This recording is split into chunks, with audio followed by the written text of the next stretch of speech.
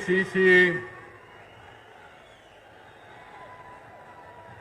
ಪ್ರಧಾನ ಕಾರ್ಯದರ್ಶಿಗಳಾದಂಥ ಕರ್ನಾಟಕ ರಾಜ್ಯದ ಉಸ್ತುವಾರಿಗಳು ಆದಂಥ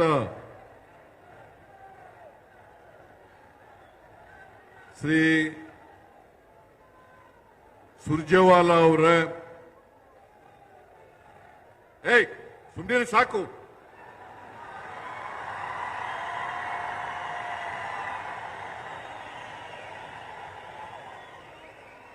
ಪ್ರದೇಶ ಕಾಂಗ್ರೆಸ್ ಸಮಿತಿಯ ಅಧ್ಯಕ್ಷರು ಉಪಮುಖ್ಯಮಂತ್ರಿಗಳು ಆದಂತ ಶ್ರೀ ಶಿವಕುಮಾರ್ ಅವರೇ,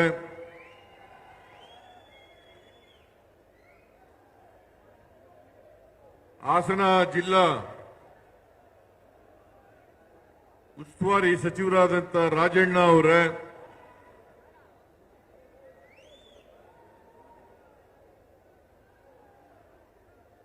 ವೇದಿಕೆ ಮೇಲಿರ್ತಕ್ಕಂಥ ಎಲ್ಲ ಸಚಿವ ಮಿತ್ರರೇ, ಶಾಸಕ ಮಿತ್ರರೇ, ಎಲ್ಲ ಎಲ್ಲ ವೇದಿಕೆ ಎಲ್ಲ ನೀವೇ ಆಗೋಗ್ಬಿಟ್ರೆ ಹೆಂಗೆ?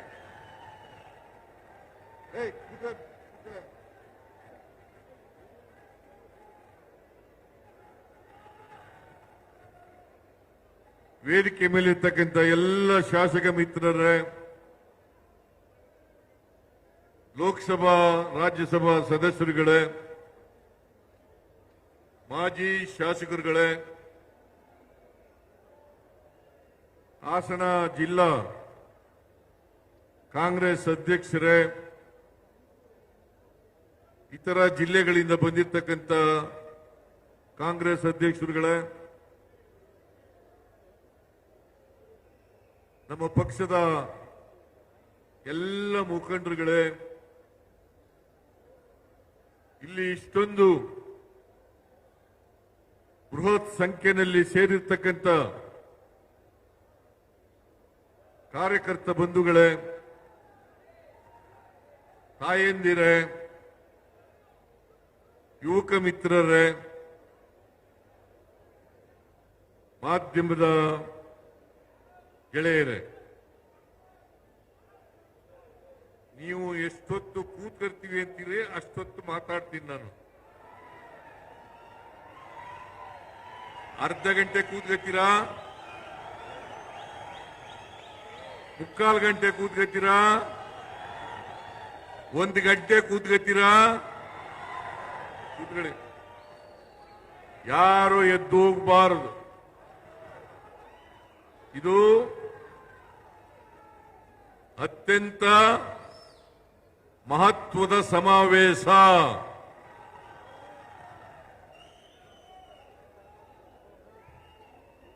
ಹಾಸನದಲ್ಲಿ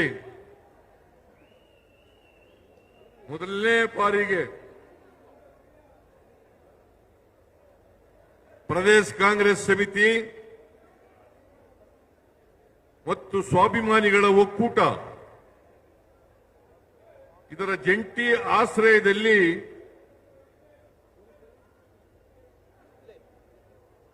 ಜನ ವಿಕಾಸ ಸಮಾವೇಶ ನಡೀತಾ ಇದೆ. ಈ ಸಮಾವೇಶಕ್ಕೆ ಹಾಸನ ಜಿಲ್ಲಾ ಎಲ್ಲ ಮುಖಂಡರುಗಳಿಗೆ, ಕಾಂಗ್ರೆಸ್ ಅಧ್ಯಕ್ಷರಿಗೆ, ರಾಜಣ್ಣವರಿಗೆ, ಶಿವಲಿಂಗೇಗೌಡರಿಗೆ, ಲೋಕಸಭಾ ಸದಸ್ಯರಿಗೆ, ಮಾಜಿ ಎಂಎಲ್ಎಗಳಿಗೆ ಮತ್ತು ಇತರ ಎಲ್ಲ ಮಾಜಿ ಮಂತ್ರಿಗಳು, ಶಾಸಕರು, ಇವರೆಲ್ಲರೂ ಕೂಡ ಈ ಸಮಾವೇಶ ಇಷ್ಟೊಂದು ಯಶಸ್ವಿ ಆಗಲಿಕ್ಕೆ ಶ್ರಮ ಪಟ್ಟಿದ್ದಾರೆ. ಅವರೆಲ್ಲರಿಗೂ ಕೂಡ ಕೂತ್ಕೊಳ್ರಿ, ಕೂತ್ಕೊಳ್ಳಿ. ನಾನು ಹೇಳ್ದಾಗ ಎದ್ದೋಗಲ್ಲ ಅಂತೀರಿ, ಮತ್ತೆ ಎದ್ದೋಯ್ತೀರಿ. ಕೂತ್ಕೊಳ್ರಿ. ಏಯ್ ಯಾರವನು? ಕೂತ್ಕೊಳ್ಳಿ.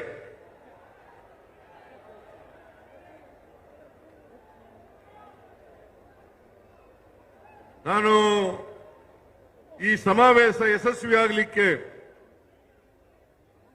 ದುಡಿದಿರ್ತಕ್ಕಂಥ ಎಲ್ಲ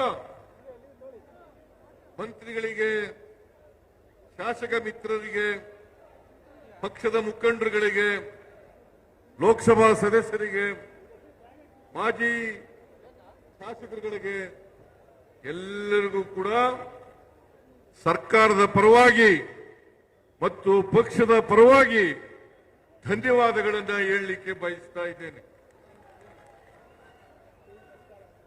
ಬಹುಶಃ ನನ್ನ 40 ವರ್ಷಗಳ ರಾಜಕೀಯ ಜೀವನದಲ್ಲಿ ಹಾಸನ ಜಿಲ್ಲೆನಲ್ಲಿ ಇಷ್ಟೊಂದು ದೊಡ್ಡ ಸಮಾವೇಶ ಆಗಿರಲಿಲ್ಲ.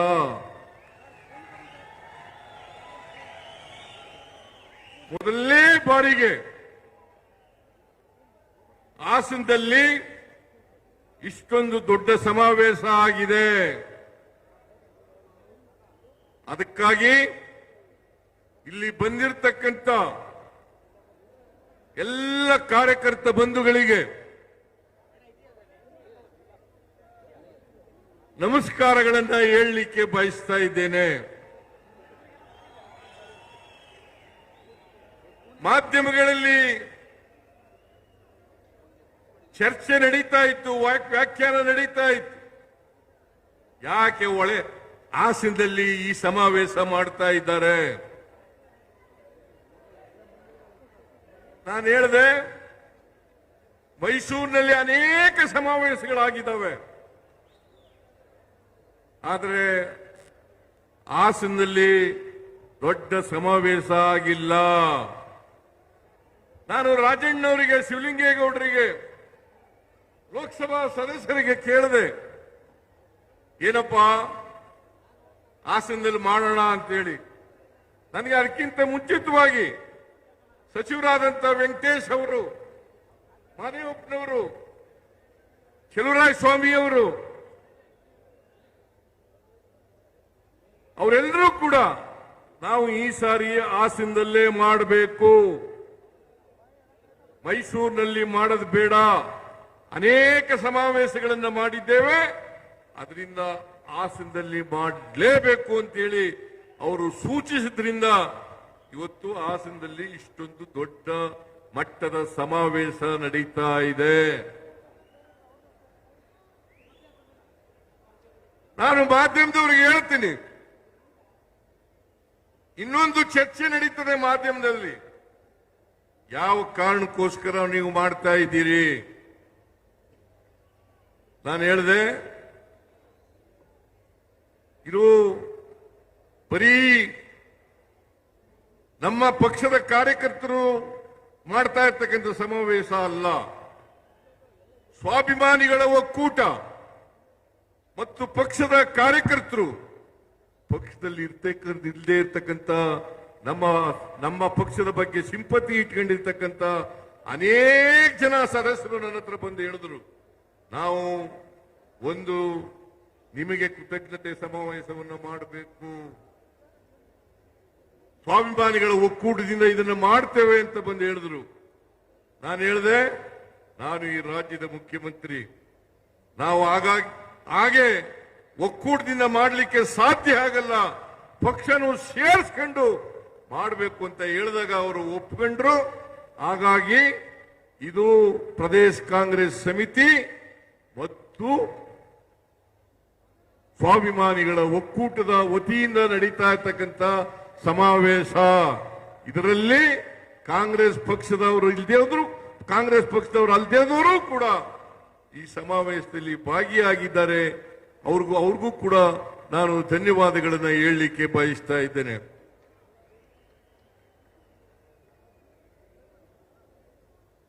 ರಾಜ್ಕುಮಾರ್ ಅವರು ಒಂದು ಮಾತು ಹೇಳ್ತಾ ಇದ್ರು,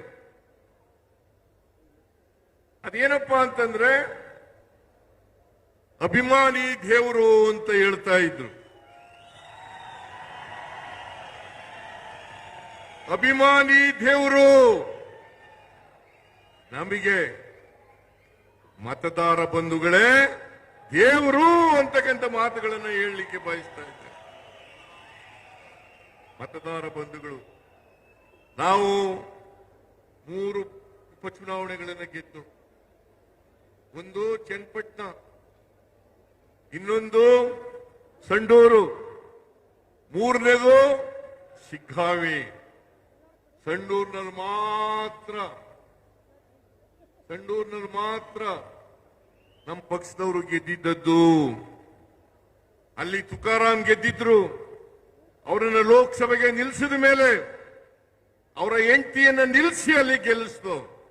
ಆದರೆ ಶಿಗ್ಗಾವಿನಲ್ಲಿ,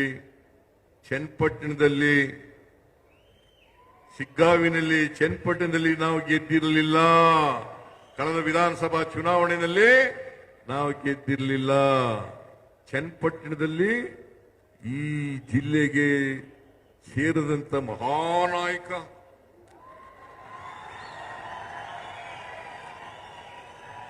ಅವರ ಮೊಮ್ಮಗ ನಿಖಿಲ್ ಕುಮಾರ್ ಸ್ಪರ್ಧೆ ಮಾಡಿದ್ರು. ಶಿಗ್ಗಾವಿನಲ್ಲಿ ಬಸವರಾಜ ಬೊಮ್ಮಾಯಿ ಮುಖ್ಯಮಂತ್ರಿ ಆಗಿದ್ದಂಥವರು, ಅವರ ಮಗ ಸ್ಪರ್ಧೆ ಮಾಡಿದ್ರು. 2 ಕ್ಷೇತ್ರಗಳಲ್ಲಿ, ಒಂದರಲ್ಲಿ ಚನ್ನಪಟ್ಟಣದಲ್ಲಿ ಕುಮಾರಸ್ವಾಮಿ ಗೆದ್ದಿದ್ರು, ಶಿಗ್ಗಾವಿನಲ್ಲಿ ಸಿಟ್ಟಿಂಗ್ ಮುಖ್ಯಮಂತ್ರಿ ಬಸವರಾಜ ಬೊಮ್ಮಾಯಿ ಗೆದ್ದಿದ್ರು. 2 ಸ್ಥಾನಗಳನ್ನು ಗೆಲ್ಲಿಕ್ಕೆ ನಮ್ಮ ಕಾರ್ಯಕರ್ತರು, ಮತದಾರರು ಮಾಡಿದಂತ ಆಶೀರ್ವಾದ ಕಾರಣ ಅಂತಕ್ಕಂಥ ಮಾತುಗಳನ್ನು ಹೇಳಲಿಕ್ಕೆ ಬಯಸ್ತಾ ಇದ್ದೇನೆ. ಅದಕ್ಕಾಗಿ ಸ್ವಾಭಿಮಾನಿಗಳ ಒಕ್ಕೂಟದವರು ಹೇಳ್ತಾ ಇದ್ರು, ನಿಮಗೆ ನಿಮ್ಮ ಪಕ್ಷದ ಅಧ್ಯಕ್ಷರಾದಂತ DK ಶಿವಕುಮಾರ್ ಅವರಿಗೆ ಕೃತಜ್ಞತೆಗಳನ್ನು ನಾವು ಸಲ್ಲಿಸಬೇಕು, ಮತದಾರರಿಗೆ ಕೃತಜ್ಞತೆಗಳನ್ನು ಸಲ್ಲಿಸಬೇಕು ಅಂತ ಹೇಳಿದ್ರು. ನಾನು ಹೇಳಿದೆ, ನಮಗೆ ಸಲ್ಲಿಸ್ತಕ್ಕಂಥದ್ದಲ್ಲ, ನಿಜವಾದಂತ ಕೃತಜ್ಞತೆಗಳನ್ನು ಸಲ್ಲಿಸ್ತಕ್ಕಂಥದ್ದು ಮತದಾರ ಬಂಧುಗಳಿಗೆ ಅಂತಕ್ಕಂಥ ಮಾತನ್ನ ಹೇಳಿದ ಮೇಲೆ ಈ ಸಮಾವೇಶವನ್ನ ಏರ್ಪಾಡು ಮಾಡಲಿಕ್ಕೆ ಸಾಧ್ಯ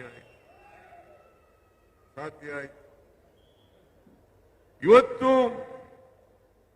ಕಾಂಗ್ರೆಸ್ ಪಕ್ಷದಿಂದ ಮಾತ್ರ ಕರ್ನಾಟಕದ ಇತಿಹಾಸದಲ್ಲಿ ಸುಭದ್ರ ಸರ್ಕಾರವನ್ನು ಕೊಡಲಿಕ್ಕೆ ಸಾಧ್ಯ ಆಗಿರ್ತಕ್ಕಂಥದ್ದು.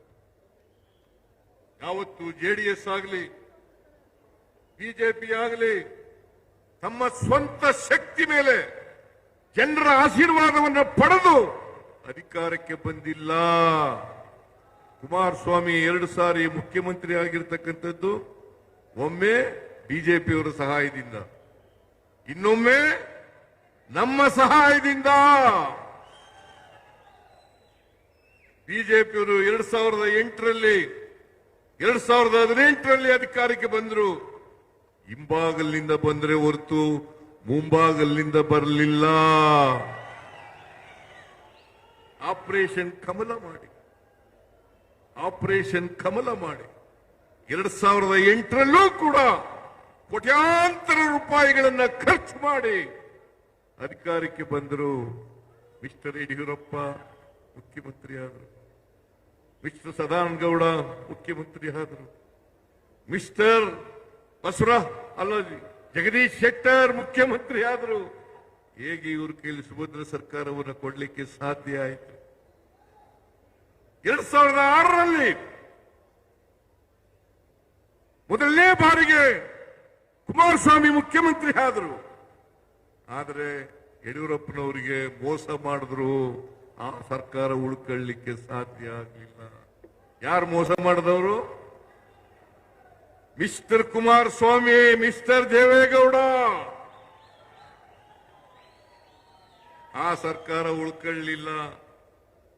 ಮತ್ತೆ 2018ರಲ್ಲಿ 104 ಸ್ಥಾನಗಳನ್ನು ಗೆದ್ರೆ ಹೊರತು 113 ಸ್ಥಾನಗಳನ್ನು ಗೆಲ್ಲಿಲ್ಲ. ನಾವು ಕುಮಾರಸ್ವಾಮಿ ಅವರಿಗೆ ಬೆಂಬಲ ಕೊಟ್ಟು ನೀವು ಮುಖ್ಯಮಂತ್ರಿ ಆಗಿ ನಾವು 80 ಜನ ಗೆದ್ದಿದ್ರು ಕೂಡ, ಅವರು 38 ಜನ ಗೆದ್ದಿದ್ರು ಕೂಡ ನೀವು ಮುಖ್ಯಮಂತ್ರಿ ಆಗ್ರಿ, ನೀವು ಮುಖ್ಯಮಂತ್ರಿ ಆಗ್ರಿ, ನಾವು ಬೆಂಬಲ ಕೊಡ್ತೀವಿ ಅಂತೇಳಿ ಮಾಡೋದು. ಆದರೆ ಸರ್ಕಾರವನ್ನು ಉಳಿಸಿಕೊಳ್ಳಲಿಲ್ಲ. ನಾವು ವಿತ್ಡ್ರಾ ಮಾಡದ್ದಲ್ಲ. ಇವರು ಮುಖ್ಯಮಂತ್ರಿ ಆಗಿರುವಾಗ 17 ಜನ MLAಗಳು ಬಿಜೆಪಿ ಜೊತೆ ಸೇರಿ ಆಪರೇಷನ್ ಕಮಲದ ಮೂಲಕ ಯಡಿಯೂರಪ್ಪ ಮುಖ್ಯಮಂತ್ರಿ ಆದರು. ಆಮೇಲೆ ಬಸವರಾಜ ಬೊಮ್ಮಾಯಿ ಮುಖ್ಯಮಂತ್ರಿ ಆದರು. ಇವರು ಯಾವತ್ತಾರು ಕೂಡ JDS ಆಗಲಿ ಬಿಜೆಪಿ ಆಗಲಿ ಸುಭದ್ರ ಸರ್ಕಾರ ಕೊಟ್ಟಿದ್ದಾರ? ನೀವು ಇತಿಹಾಸವನ್ನ, ಕರ್ನಾಟಕದ ಇತಿಹಾಸವನ್ನ ನೋಡಬೇಕು.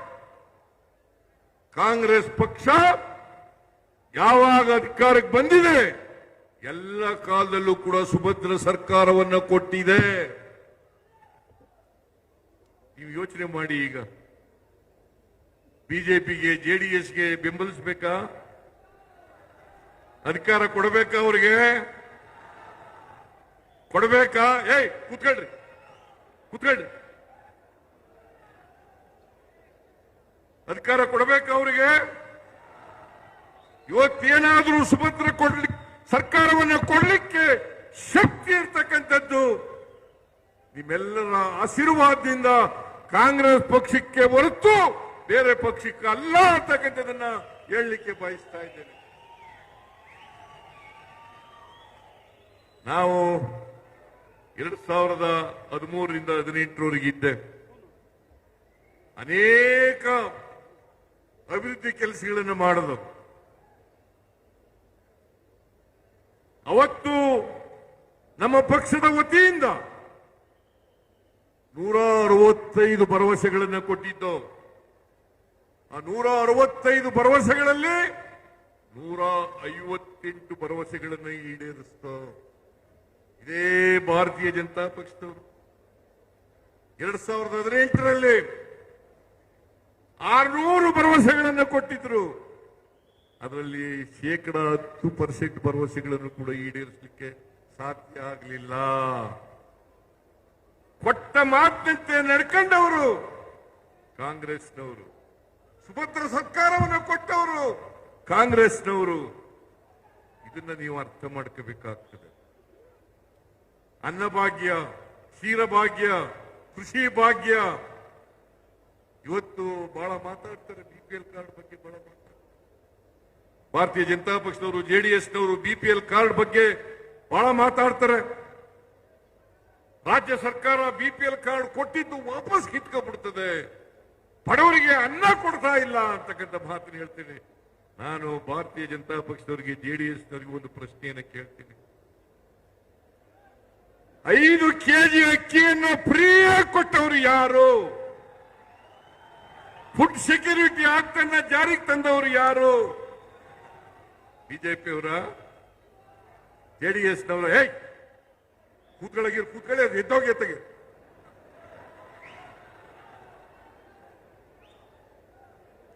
JDSನವರ 5 kg ಅಕ್ಕಿಯನ್ನು ಫ್ರೀಯಾಗಿ ಯಾರೂ ಕೂಡ ಬಡವರು ಹಸ್ಕೊಂಡು ಮಲಗಬಾರದು. ಕರ್ನಾಟಕ ರಾಜ್ಯ ಶಿವಮುಕ್ತ ರಾಜ್ಯ ಆಗ್ಬೇಕು ಅಂತೇಳಿ 5 kg ಅಕ್ಕಿಯನ್ನು ಫ್ರೀಯಾಗಿ ಕೊಟ್ಟವರು ನಮ್ಮ ಸರ್ಕಾರ, ಬಿಜೆಪಿ ಸರ್ಕಾರ ಅಲ್ಲ.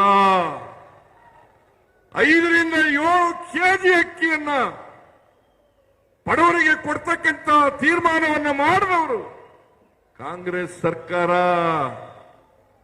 ಮಿಸ್ಟರ್ ಅಶೋಕ, ಮಿಸ್ಟರ್ ಯಡಿಯೂರಪ್ಪ, ಯಾರ್ರೀ ಕೊಟ್ಟವರು? 7 kgಯಿಂದ 5 kg ಮಾಡಿದವರು ಯಾರು? 7 kgಯಿಂದ 5 kg ಮಾಡಿದವರು ಯಾರು? ಬಡವರ ಹೊಟ್ಟೆ ಮೇಲೆ ಹೊಡಿತಕ್ಕಂಥವರು ಬಿಜೆಪಿಯವರು, JDSನವರೇ ಹೊರತು ಕಾಂಗ್ರೆಸ್ನವರಲ್ಲ. ಇವತ್ತು ನಾವು ಮತ್ತೆ ಅಧಿಕಾರಕ್ಕೆ ಬಂದ ಮೇಲೆ 5 ಕೆಜಿ ಅಕ್ಕಿ ಜೊತೆಗೆ ಯಾರವನು ಹೋರಾಟಗೆ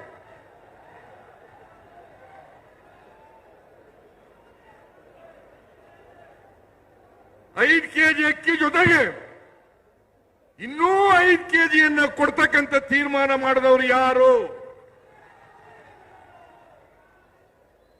ನಿಮಗೆ ನಾಚಿಕೆ ಆಗಲ್ಲ? ಬಿಜೆಪಿಯವರಿಗೆ, ನರೇಂದ್ರ ಮೋದಿ ಅವರ ಸರ್ಕಾರ ಇವತ್ತು KH ಮುನಿಯಪ್ಪನವರು ಇಲ್ಲೇ ಕೂತಿದ್ದಾರೆ.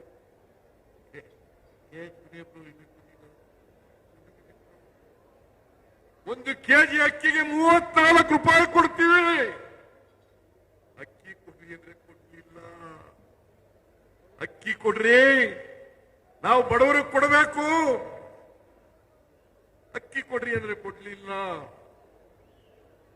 ನಾವು ಅದಕ್ಕೋಸ್ಕರ 5 ಕೆಜಿ ಅಕ್ಕಿಗೆ ಬದಲಾಗಿ ಪ್ರತಿ BPL ಕಾರ್ಡ್ ಹೋಲ್ಡರ್ಗೆ ತಿಂಗಳಿಗೆ 170 ರೂಪಾಯಿಯನ್ನು ಕೊಡ್ತಾ ಇದ್ದೀವಿ.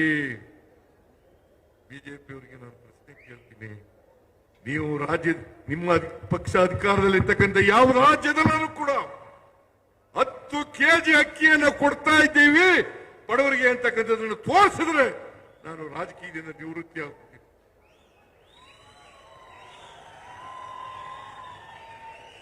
ನಮಗೆ ಹೇಳ್ತೀರಾ ಬಿಜೆಪಿಯವರು?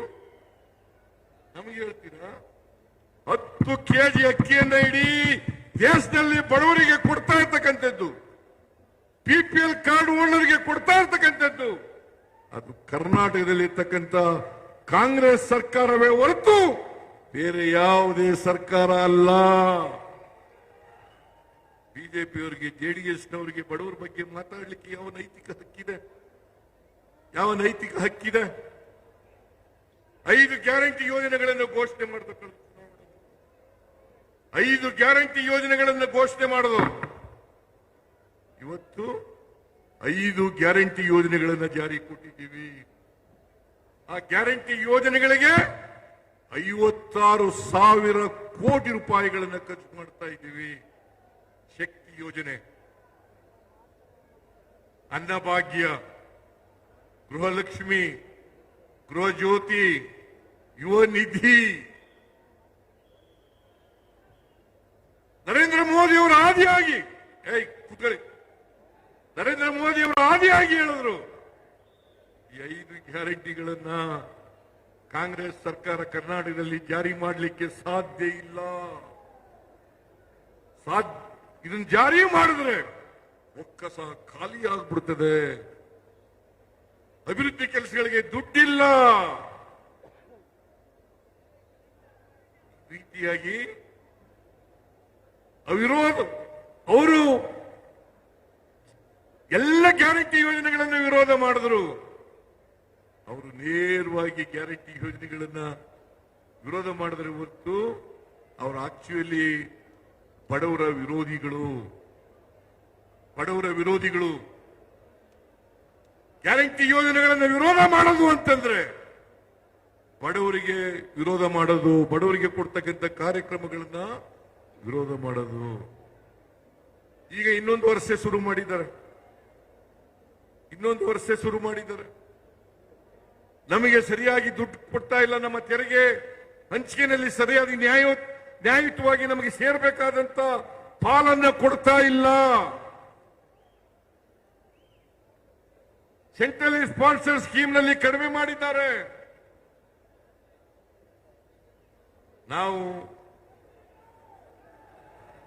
ನಾವು ಒಂದು ತಿಂಗಳಿಗೆ 4.5 ಲಕ್ಷ ಕೋಟಿ ತೆರಿಗೆಯನ್ನು ಕೊಡ್ತಾ ಇದ್ದೀವಿ ಕೇಂದ್ರಕ್ಕೆ. 4.5 ಲಕ್ಷ ಕೋಟಿ. ನಮಗೆ ಬರ್ತಕ್ಕಂಥದ್ದು ಸುಮಾರು 60,000 ಕೋಟಿ. 1 ರೂಪಾಯಿ ತೆರಿಗೆ ಕೊಟ್ರೆ ನಮಗೆ ವಾಪಸ್ ಬರ್ತಕ್ಕಂಥದ್ದು 13-14 ಪೈಸೆ ಮಾತ್ರ. ನಾನು ಕೇಳ್ತೀನಿ, ಮಣ್ಣಿನ ಮಕ್ಕಳಿಗೆ, ರೈತರ ಮಕ್ಕಳಿಗೆ, ರೈತರ ಪ್ರತಿನಿಧಿಗಳಿಗೆ ಇಷ್ಟೊಂದು ಅನ್ಯಾಯ ಆಗ್ತಾ ಇದೆಯಲ್ಲ. ಅನ್ಯಾಯ ಆಗ್ತಾ ಇದೆಯಲ್ಲ ಮಿಸ್ಟರ್ ದೇವೇಗೌಡ್ರೆ, ಯಾವತ್ತಾರು ಕೇಳಿದ್ದೀರೇನ್ರಿ? ಯಾವತ್ತಾರು ಕೇಳಿದ್ದೀರೇನ್ರಿ? ಕುಮಾರಸ್ವಾಮಿ ಮಂತ್ರಿ ಆಗಿದ್ದೀಯಲ್ಲಪ್ಪ, ಯಾವತ್ತಾರು ಕೇಳಿದ್ದೀಯ? ಕೇಳಿಲ್ಲ. ಮೇಕೆದಾಟು ಯೋಜನೆಗೆ ಚನ್ನಪಟ್ಟಣದಲ್ಲಿ ಹೇಳುದು ಅನುಮತಿ ಕೊಡಿಸ್ಬಿಡ್ತೀನಿ ನಾನು ಅಂತ. ಕೊಡಿಸಿ, ಕೊಡಿಸಿ. ನಮಗೆ ಬೇಕಾದ ಬೆಂಗಳೂರು ನಗರಕ್ಕೆ ನೀರು ಬೇಕು, ಬೆಂಗಳೂರು ಜನರಿಗೆ ನೀರು ಬೇಕು, ಬ್ಯಾಲೆನ್ಸಿಂಗ್ ರಿಸರ್ವಾಯರ್ ಕಟ್ಟಬೇಕು. ಕೊಡ್ಲಿಲ್ಲ. ಆಮೇಲೆ ಮಹದಾಯಿ ಯೋಜನೆಗೆ ಎನ್ವೈರನ್ಮೆಂಟಲ್ ಕ್ಲಿಯರೆನ್ಸ್ ಬೇಕು. ಇವತ್ತವರು ಕೊಡಿಸ್ಲಿಲ್ಲ. ದೇವೇಗೌಡರು ಯಾವಾಗಲೂ ಹೇಳ್ಕೊತಾ ಇದ್ರು, ನಮ್ದು ಜಾತ್ಯತೀತ ಪಕ್ಷ. ಕಳೆದ ಚುನಾವಣೆಯಲ್ಲಿ ನೀವು ಭಾಷಣ ಕೇಳಬೇಕು. ಏನಂತ ಹೇಳಿದ್ರು? ಮತ್ತೆ ಬಿಜೆಪಿ ಅಧಿಕಾರಕ್ಕೆ ಬರಲ್ಲ. 2019ರಲ್ಲಿ ಹೇಳಿದ್ರು, ಮತ್ತೆ ಅಧಿಕಾರಕ್ಕೆ ಬರಲ್ಲ. ಬಂದ್ರೆ ನರೇಂದ್ರ ಮೋದಿ ಅವರು ಪ್ರಧಾನಮಂತ್ರಿ ಆದ್ರೆ ಈ ದೇಶ ಬಿಟ್ಬಿಡ್ತೀನಿ ನಾನು. ಮಿಸ್ಟರ್ ದೇವೇಗೌಡ್ರೆ, ದೇಶ ಬಿಡಬೇಡಿ, ಇಲ್ಲೇ ಇರಿ. ದೇಶ ಬಿಡಬೇಡಿ, ಇಲ್ಲೇ ಇಡಿ. ದೇಶ ಬಿಡಕ್ಕೆ ಹೋಗ್ಬೇಡಿ. ನನಗಿಂತ ಒಂದು 15 ವರ್ಷ ದೊಡ್ಡವರು ಪಾಪ ದೇವೇಗೌಡರು, ನನಗಿಂತ 15 ವರ್ಷ ದೊಡ್ಡವರು. ಅವರು ವಯಸ್ಸಿಗೆ ತಕ್ಕಾಗಿ ಮಾತಾಡ್ಬೇಕಲ್ಲ. ಚನ್ನಪಟ್ಟಣದಲ್ಲಿ ಏನ್ ಮಾತಾಡಿದ್ರು? ಸಿದ್ದರಾಮಯ್ಯನ ಗರ್ವಭಂಗ ಮಾಡ್ತೇನೆ.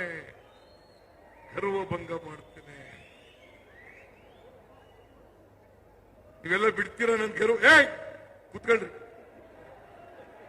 ಕುತ್ಕೊಳ್ರಿ. ಗರ್ವಭಂಗ ಬಾಳಕ್ ಬಿಡ್ತೀರಾ ನೀವು? ಬಿಡ್ತೀರಾ? ಸಿದ್ದರಾಮಯ್ಯನವರಿಗೆ ದುರಂಕಾರ ಬಂದ್ಬಿಟ್ಟಿದೆ. ಏನು ಹಲ್ಲು ಮುರಿ ಕಚ್ಕೊಂಡು ಕಾಂಗ್ರೆಸ್ ಸರ್ಕಾರವನ್ನ ಕಿತ್ತೋಗಿರಿ. ನಾನು ಹೇಳಿದ್ನಲ್ಲ, ಮಿಸ್ಟರ್ ದೇವೇಗೌಡ ಹೇಳುದು, ಕಾಂಗ್ರೆಸ್ ಸರ್ಕಾರವನ್ನು ಕಿತ್ತೋಗಿರಿ. ಯಾರೇ ಆಗ್ಲಿ ಕೂಡ ಅವ್ರ ವಯಸ್ಸಿಗೆ ತಕ್ಕ ಮಾತಾಡ್ಬೇಕಲ್ಲ. ಸಿದ್ದರಾಮಯ್ಯನಿಗೆ ಅಹಂ ಬಂದ್ಬಿಟ್ಟಿದೆ. ನಾನು ದೇವೇಗೌಡರಿಂದ ಈ ಮಾತುಗಳನ್ನು ನಿರೀಕ್ಷೆ ಮಾಡಿರಲಿಲ್ಲ.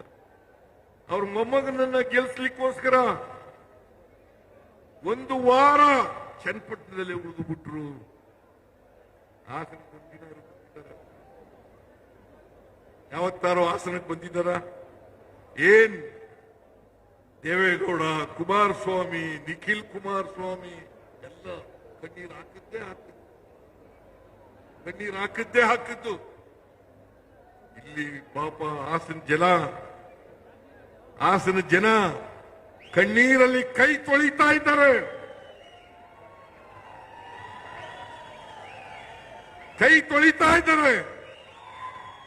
ಎಲ್ಲ ಮಹಿಳೆಯರು ಇವತ್ತು ಆತಂಕದಲ್ಲಿದ್ದಾರೆ. ಇಲ್ಲಿ ಬಂದು ಒಂದಿನ ಕಣ್ಣೀರು ಹಾಕ್ಬೇಕಾಗಿತ್ತಲ್ಲ ಮಿಸ್ಟರ್ ದೇವೇಗೌಡರೇ? ಇಲ್ಲಿ ಬಂದು ಒಂದಿನ ಹಾಕ್ಬೇಕಾಗಿತ್ತಲ್ಲ? ಕರ್ನಾಟಕಕ್ಕೆ ಅನ್ಯಾಯ ಆಗ್ಲಿಕ್ಕೆ ಬಿಡಲ್ಲ. ಇವತ್ತು ನಬಾರ್ಡ್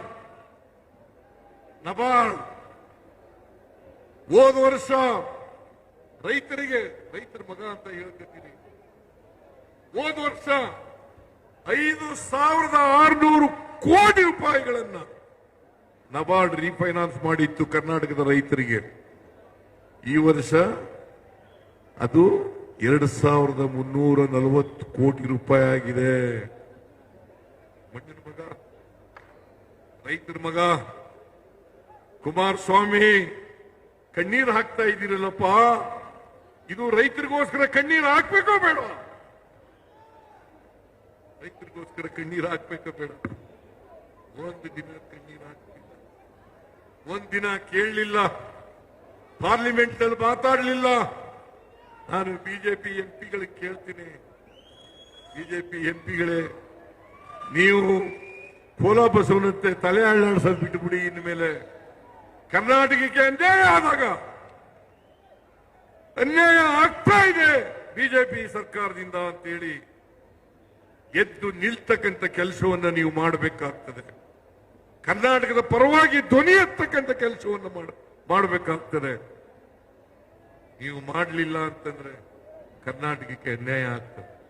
ಇವತ್ತು 58% ಕಳೆದ ವರ್ಷಕ್ಕೆ ಹೋಲಿಕೆ ಮಾಡಿದ್ರೆ ಈ ವರ್ಷ ನಬಾರ್ಡ್ನಿಂದ ನಾವು ಬರ್ತಕ್ಕಂಥ ಹಣ 58% ಕಡಿಮೆ ಆಯ್ತು. 58% ಕಡಿಮೆ ಆಯ್ತು. 4.5% ನಬಾರ್ಡ್ ಕೊಡ್ತದೆ. ನಾವು ರೈತರಿಗೆ 5 ಲಕ್ಷದವರೆಗೆ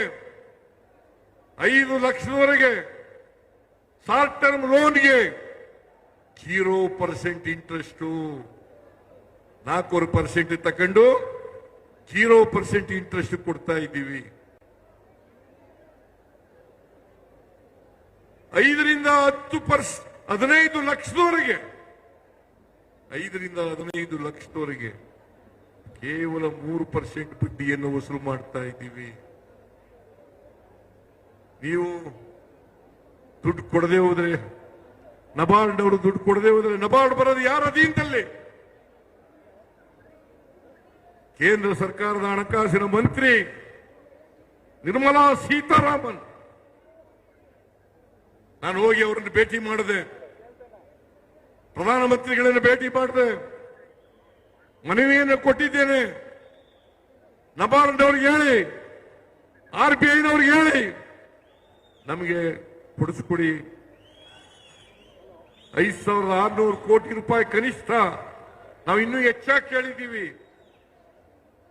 5,600 ಕೋಟಿನಾದ್ರೂ ಕೂಡ ಹೋದ್ ಸಾರಿ ಕೊಟ್ಟಿದ್ದಂತ ಹಣವನ್ನಾದ್ರೂ ಕೊಡಿಸಿ. ಕೊಡ್ಲಿಲ್ಲ. ದೇವೇಗೌಡರು ಇವತ್ತವರಿಗೆ ಬಾಯಿ ಬಿಟ್ಟಿಲ್ಲ. ಇದು ರೈತರಿಗೆ ಮಾಡ್ತಕ್ಕಂಥದ್ದು ಅನ್ಯಾಯ ಅಲ್ವಾ? ರೈತರಿಗೆ ಮಾಡ್ತಕ್ಕಂಥ ದ್ರೋಹ ಅಲ್ವಾ? ಇದನ್ನ ಕೇಳಿದ್ರೆ ನಾವು ಭಾರತೀಯ ಜನತಾ ಪಕ್ಷಕ್ಕೆ ಅಟ್ಯಾಕ್ ಮಾಡ್ತೀವಿ, JDSಗೆ ಅಟ್ಯಾಕ್ ಮಾಡ್ತೀವಿ. ಸಿದ್ದರಾಮಯ್ಯ ವಿನಾಕಾರಣ ಬಿಜೆಪಿಗೆ JDSಗೆ ಟೀಕೆ ಮಾಡ್ತಾರೆ. ಇದು ಟೀಕೆ ಅಲ್ಲ, ನಮ್ಮ ಕರ್ನಾಟಕಕ್ಕೆ ಆಗ್ತಕ್ಕಂಥ ಅನ್ಯಾಯವನ್ನ ಸರಿಪಡಿಸಿ ನಮ್ಮ ಲೋಕಸಭಾ ಸದಸ್ಯರಿಗೂ ಕೂಡ ಹೇಳ್ತೀನಿ, ಬಿಜೆಪಿ ಲೋಕಸಭಾ ಸದಸ್ಯರಿಗೂ ಹೇಳ್ತೀನಿ, JDS ಲೋಕಸಭಾ ಸದಸ್ಯರಿಗೂ ಹೇಳ್ತೀನಿ, ನೀವೆಲ್ಲರೂ ಸೇರಿ ಕರ್ನಾಟಕಕ್ಕೆ ಆಗಿರ್ತಕ್ಕಂಥ ಅನ್ಯಾಯವನ್ನ ಸರಿಪಡಿಸಿ.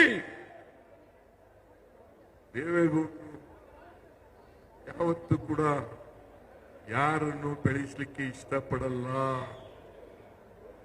ಬೇರೆಯವರು ಇರಲಿ, ಒಕ್ಕಲಿಗರನ್ನೇ ಬೆಳೆಸಕ್ಕೆ ಇಷ್ಟಪಡಲ್ಲ. ಚಂದ್ರೇಗೌಡನ್ ಬೆಳೆಸಿದ್ರ, Puttaswamy ಗೌಡನ್ ಬೆಳೆಸಿದ್ರ,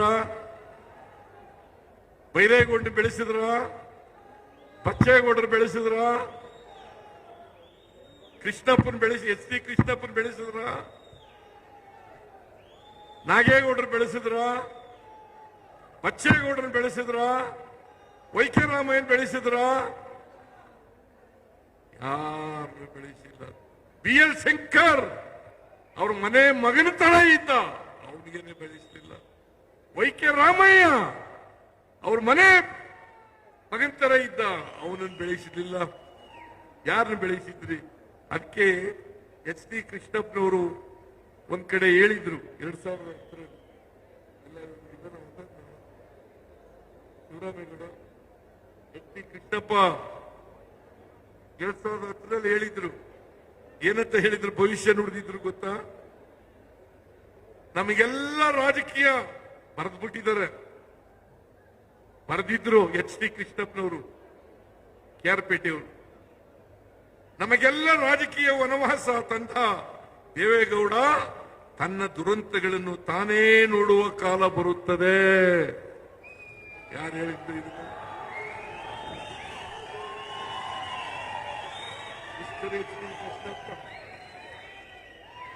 mister H D Krishnappa ಈಗ ಅವರು ಕಾಲವಾಗಿದ್ದಾರೆ.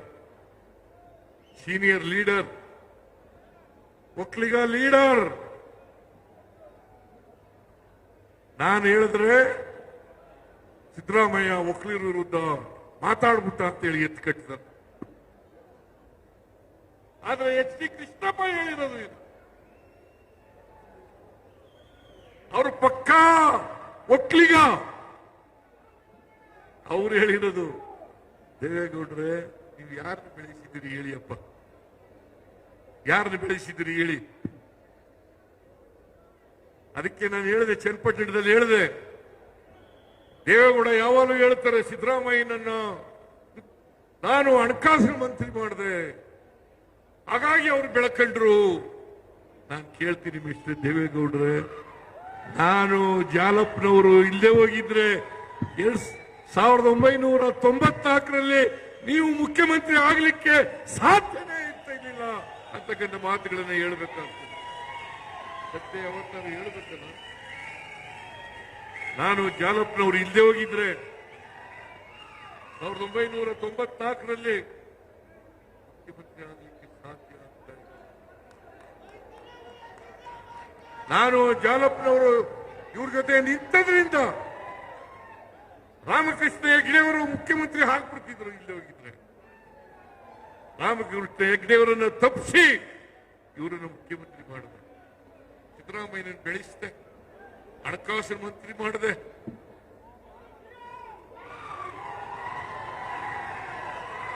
ಜಾತ್ಯತೀತ ಜನತಾದಳ ಇವತ್ತು ಕೋಮುವಾದಿಗಳ ಜೊತೆ ಸೇರ್ಕೊಂಡಿದ್ದೀರಲ್ಲ ದೇವೇಗೌಡ್ರೆ.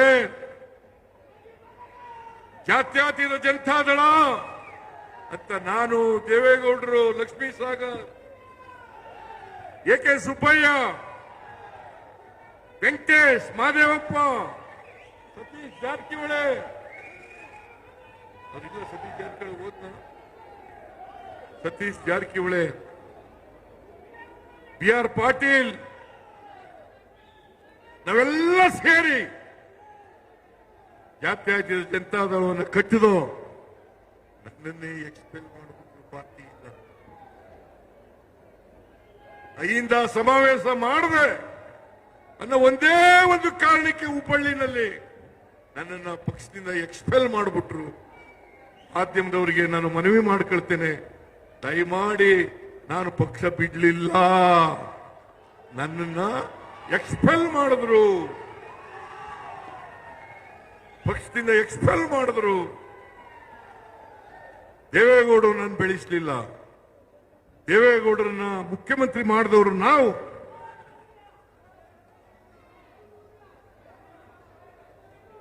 ಅದರಿಂದ ಇವತ್ತು 4-5 ಯೋಜನೆಗಳನ್ನ ಹೇಗಾದರೂ ಮಾಡಿ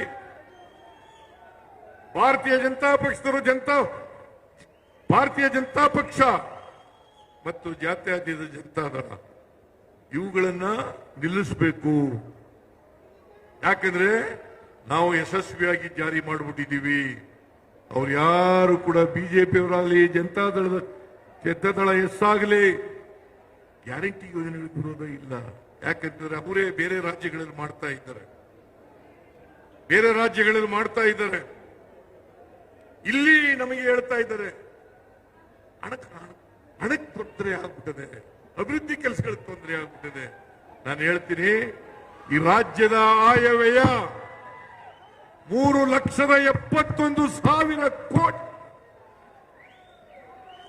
3,71,000 ಕೋಟಿ. ಅದರಲ್ಲಿ 1,20,000 ಕೋಟಿ ರೂಪಾಯಿಗಳನ್ನ ಅಭಿವೃದ್ಧಿಗೋಸ್ಕರ ಇಟ್ಟಿದ್ದೇವೆ. 56,000 ಕೋಟಿ ಗ್ಯಾರಂಟಿ ಯೋಜನೆಗಳಿಗೆ ಖರ್ಚು ಮಾಡ್ತೀವಿ. ಇನ್ನು 64,000 ಕೋಟಿ ಅಭಿವೃದ್ಧಿ ಕೆಲಸಗಳಿಗೆ ಖರ್ಚು ಮಾಡ್ತೀವಿ.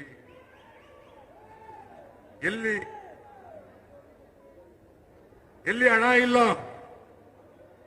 ಇವರು ನೆಪ ಹಣ ಇಲ್ಲ.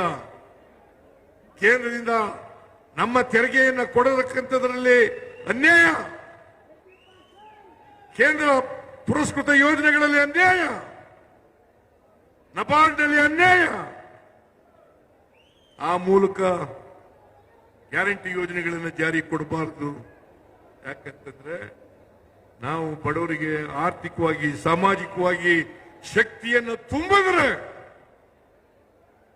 ಬಡವರು ಇವ್ರ ಮಾತು ಕೇಳಲ್ಲ. ಬಡವರು ಯಾರು ಇವ್ರ ಮಾತು ಕೇಳಲ್ಲ. ನಾನು ಅದಕ್ಕೆ ಹೇಳಿದ್ದೀನಿ, ಯಾವ ಕಾರಣಕ್ಕೂ ಕೂಡ ಗ್ಯಾರಂಟಿ ಯೋಜನೆಗಳನ್ನು ನಿಲ್ಲಿಸಲ್ಲ.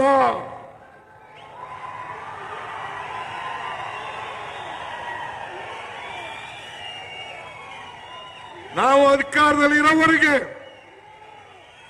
2028 ಮೇವರೆಗೆ ಗ್ಯಾರಂಟಿ ಯೋಜನೆಗಳು ಇರ್ತವೆ. ಮತ್ತೆ ನಾವೇ ಅಧಿಕಾರಕ್ಕೆ ಬರ್ತೇವೆ, ಗ್ಯಾರಂಟಿ ಯೋಜನೆಗಳನ್ನು ಮುಂದುವರಿಸ್ತೇವೆ. ಈಗ ಹಾಸನ ಜಿಲ್ಲೆಯಲ್ಲಿ ಶಿವಲಿಂಗೇಗೌಡ ಒಬ್ಬನೇ ಗೆದ್ದಿರೋದು. ಈ ಸಾರಿ ಕಳೆದ ಲೋಕಸಭಾ ಚುನಾವಣೆಯಲ್ಲಿ ನಾವು ಗೆದ್ದಿದ್ದೇವೆ.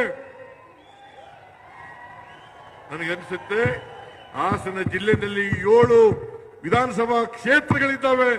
7 ವಿಧಾನಸಭಾ ಕ್ಷೇತ್ರಗಳಲ್ಲಿಯೂ ಕೂಡ ಮುಂದಿನ ವಿಧಾನಸಭಾ ಚುನಾವಣೆಯಲ್ಲಿ ಗೆದ್ದೇ ಗೆಲ್ತೀವಿ ಅಂತಕ್ಕಂಥ ಮಾತುಗಳನ್ನು ಹೇಳಲಿಕ್ಕೆ ಬಯಸ್ತಾ ಇದ್ದೇನೆ. ನಿಮ್ ಕಾಲ ಮುಗಿತು ದೇವೇಗೌಡರೆ, ನಿಮ್ ಕಾಲ ಮುಗಿತು. ನಾನು ಕೊನೆ ಉಸಿರಿನವರೆಗೂ ರಾಜಕೀಯ ಮಾಡ್ತೀವಿ ಅಂತ ಮಾಡಿ, ಪಾಪ ನಂದೇನ್ ತಕರಾರಿಲ್ಲ. ಒಳ್ಳೆ ಆರೋಗ್ಯ ಕೊಡ್ಲಿ ಅವರಿಗೆ, ರಾಜಕೀಯ ಮಾಡಿ ಕೊನೆಯವರಿಗೆ. ಆದರೆ ಈ ದ್ವೇಷದ ರಾಜಕಾರಣವನ್ನು ಮಾಡಬೇಡಿ. ದ್ವೇಷದ ರಾಜಕಾರಣವನ್ನು ಮಾಡಬೇಡಿ, ಹಗೆತನದ ರಾಜಕಾರಣವನ್ನು ಮಾಡಬೇಡಿ. ಇನ್ನೊಬ್ಬರನ್ನ ರಾಜಕೀಯವಾಗಿ ಮುಗಿಸ್ತೇವೆ ಅಂತಕ್ಕಂಥ ಮಾತುಗಳನ್ನು ಆಡಬೇಡಿ ಅಂತಕ್ಕಂಥ ಮಾತುಗಳನ್ನು ಹೇಳಲಿಕ್ಕೆ ಬಯಸ್ತಾ ಇದ್ದೇನೆ. ಅದರಿಂದ ಈ ಸಮಾವೇಶ ಹಾಸನದಲ್ಲಿ ಒಂದು ಹೊಸ ಅಧ್ಯಾಯವನ್ನ ಬರೀತದೆ.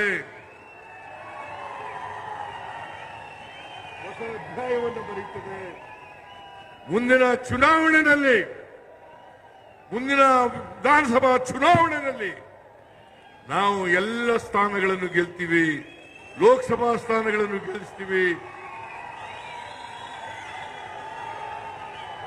ಕಾಂಗ್ರೆಸ್ ಪಕ್ಷ ಇಡೀ ದೇಶದಲ್ಲಿ ಬಲಿಷ್ಠವಾಗಿದೆ.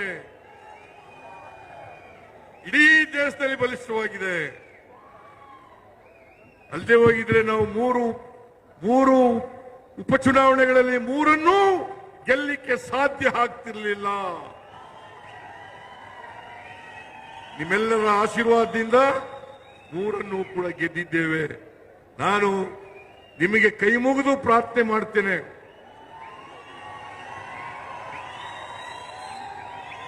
ಕಾಂಗ್ರೆಸ್ ಪಕ್ಷ ಮಾತ್ರ ಬಡವರ ಪರವಾಗಿರ್ತಕ್ಕಂಥದ್ದು,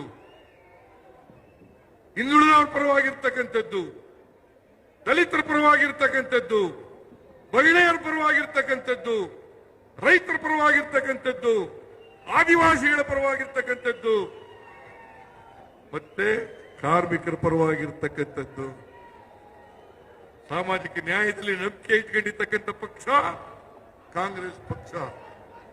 ಯಾವತ್ತೂ ಕೂಡ ಬಿಜೆಪಿ ಆಗಲಿ ಜೆಡಿಎಸ್ ಆಗಲಿ ಸಾಮಾಜಿಕ ನ್ಯಾಯದಲ್ಲಿ ನಂಬಿಕೆ ಇಲ್ಲ. ಅದರಿಂದ ಬಿಜೆಪಿ ಜೆಡಿಎಸ್ನವರ ಮಾತುಗಳನ್ನ ಕೇಳಕ್ ಹೋಗ್ಬೇಡಿ. ದಾರಿ ತಪ್ಪಿಸ್ತಕ್ಕಂಥ ಕೆಲಸವನ್ನ ಮಾಡ್ತಾರೆ. ನನಗೆ ವಿಶ್ವಾಸ ಇದೆ, ಬಡವರು, ದಲಿತರು, ಹಿಂದುಳಿದವರು, ಅಲ್ಪಸಂಖ್ಯಾತರು, ರೈತರು, ಮಹಿಳೆಯರು ಎಲ್ಲರೂ ಕೂಡ ಬಿಜೆಪಿ ಬಗ್ಗೆ ಜೆಡಿಎಸ್ ಬಗ್ಗೆ ಅರ್ಥ ಮಾಡ್ಕೊಂಡಿದ್ದಾರೆ. ಬಿಜೆಪಿ ಯಾವತ್ತೂ ಕೂಡ ಬಡವರ ಪರವಾಗಿರ್ತಕ್ಕಂಥ ಪಕ್ಷ ಅಲ್ಲ, ಜೆಡಿಎಸ್ ಬಡವರ ಪರವಾಗಿರ್ತಕ್ಕಂಥ ಪಕ್ಷ ಅಲ್ಲ.